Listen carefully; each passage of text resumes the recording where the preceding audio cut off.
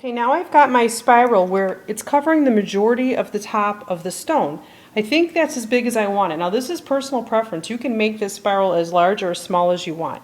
Now remember, we're working with two wires and spiraling them simultaneously.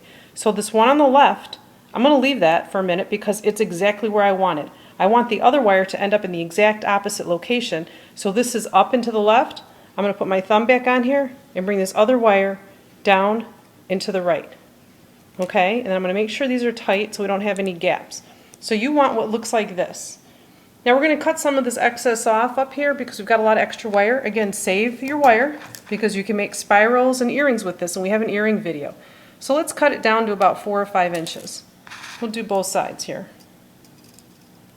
It's still more than you need, but I want you to be able to see the wire. Now we're going to slide it off the mandrel. Okay, now put your finger inside the ring for stability. Now here's the back of the wire, the shank so far, and obviously these are separated, but they'll come tight together. Now again, push really hard on the spiral you just created, and take this first wire, which was the top left, and bend it back through the ring. Do you see what I'm doing? And as you pull it through the ring, pull it really tight. This is going to compress all the wires together. And I like to do 3 or 4 wraps. That's one, and again, I'm going to work it through my fingers. Keep the wire warm, it makes it real easy to bend. 2, if you can't pull this with your fingers, go ahead and use your chain nose pliers. That's 2. Lay the wires right next to each other so they're nice and tight, so you have a really nice wrap, so that when you're finished, you'll have a look like this over here in this ring. That's the finished look we want? Okay, so that's 2. We'll bend this through.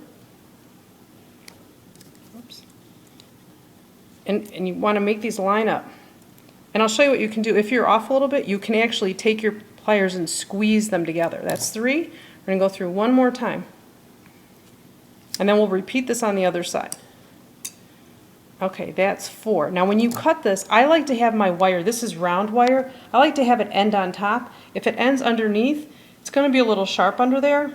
If you're doing square wire, it's a totally different situation. But so what I'm going to do is I'm going to cut it so it's about halfway in the middle. And we'll shape all this in a little bit. So cut that, put that excess aside. Okay, we've got one side wrapped. Now we're going to go ahead and do the other side.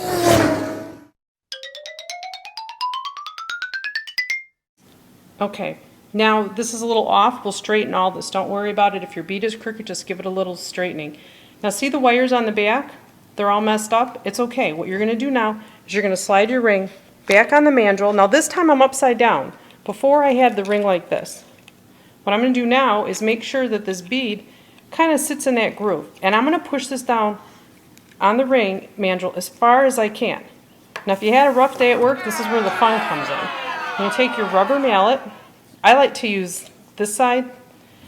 And you're going to hammer this. First what we're going to do is we're going to hammer around to get the wires to line up again. And then we're going to hammer this way and this way to keep them nice and tight together. And then we'll do some finishing touches on the ring. So I like to lean back on my table a little bit. You're not going to hammer your table, but you need something to rest your ring mandrel on for stability. So I'm going to push the ring mandrel really hard on the table. It's not going to hurt the table. And I'm going to hammer like this. It's going to be loud. Okay, I'm work hardening the wire. If the ring slides, just give it a good push. Now I'm going to tap down to tighten these wires up. This is where, if your ring turns out too small, you can tap this and actually stretch the ring about 1/4 of a size. Okay, see the wires tightening? Okay, now I'm going to take it off. And I'm going to take it off and I'm going to turn it over so I can get the other side. I'm going to push this back. Now this won't be the true size. Until you turn this over, it won't be the true size. So even though it says an 8 right now, you'll see that it's probably going to be a little bit off from the size 8. Okay, now these are nice and lined up. Give it one more good tap here. Okay, I'm going to slide it off and we'll tap it one more time, but what I need to do is I need to tuck these little ends in. Okay, they do shift a little as you're hammering your ring. So I'm going to take my chain nose pliers, I'm going to get in here and I'm just going to give a little squeeze on that end wire and just run your thumb over it or your finger until you don't feel it. And sometimes rolling the pliers over it seems to work. So when you don't catch like that, obviously hasn't been tucked and you can feel the scratch. There's a little bit of a gap right there in the wire. So what I want to do is first of all I want to squeeze those together. try to close up any gaps that you have. So you can kind of squeeze your wire together. Now I'm going to come up here like this. I'm going to roll around. I'm literally squeezing and rolling at the same time. If there's a bit of a rough edge, I found that if you make sure that that wire is like right in the middle, halfway, so sometimes shortening it, I'm going to peel this one up so you can actually see this.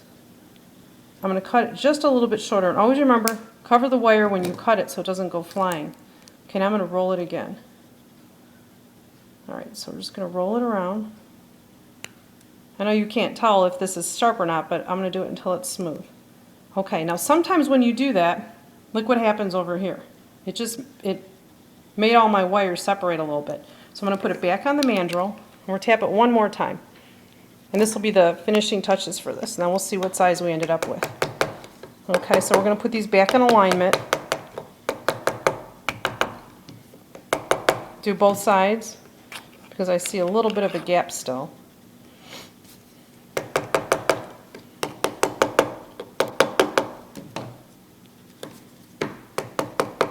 Okay, there we go. Okay, so now the shank is nice and aligned. Take our ring off. Look at it on an angle, see if it's straight, if it looks straight up and down to you on both sides. Sometimes you can bend it a little to straighten it. There's your finished ring, and let's see what size we ended up with. We wanted an 8, so we should be right around an 8. And look at that, it stopped right at size 8. So that's perfect. So now you've got, and we'll take this ring off that I was wearing earlier. Now I've got a brand new ring to wear. And that's how you make a wire wrapped spiral ring. Thanks for watching.